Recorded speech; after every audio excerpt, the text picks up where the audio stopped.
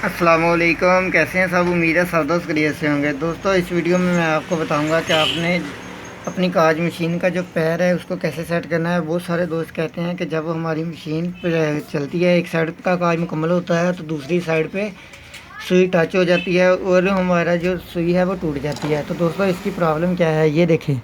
यहाँ से ये चीज़ आपने देखनी है कि इसका जो सेंटर है वो, ये वाली जो प्लेट का जो सेंटर है वो पैर के सेंटर में नहीं है। तो इसकी प्रॉब्लम ये है, जब अब इस तरफ से सुई जाएगी तो सुई नहीं टूटेगी, जब इस तरफ से आएगी तो टच हो जाएगी। तो दोस्तों आपने सबसे पहला काम जो करना है, आपने ये करना है कि इसको सेंटर में करना है। और इसको सेंटर में कैसे करना है इस वीडियो में आपको यही बताने वाला हूँ।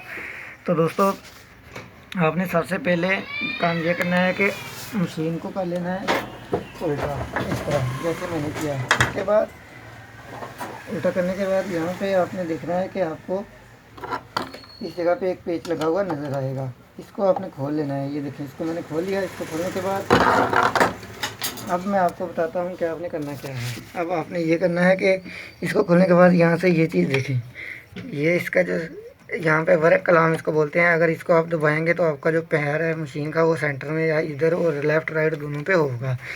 ये देखिए, ठीक है। तो आपने करना ये है कि इसको दबा के जिस साइड पे आपको पैर हो उसको सेंटर में कर लेना है। ये देखिए, यहाँ पे सेंटर में हो गया। सेंटर में होने के बाद ये चीज़ यहाँ पे सेंटर में हो गया। सेंटर में होने के बाद आपने वहाँ से एक हाथ से इसको पकड़ के रखना है, दूसरे हाथ से ये वाला जो पेच है इसको फिर से टाइट कर देना है। तो आपकी मशीन का ये प्रॉब्लम जो है वो हमेशा के लिए ख़त्म हो जाएगा। तो दोस्तों मुझे उम्मीद है आपको वीडियो पसंद आई होगी। वीडियो पसंद आई हो तो वीडियो को लाइक लाजमी करिएगा। मिलते हैं अगली वीडियो में, तब तक के लिए अल्लाह हाफिज़।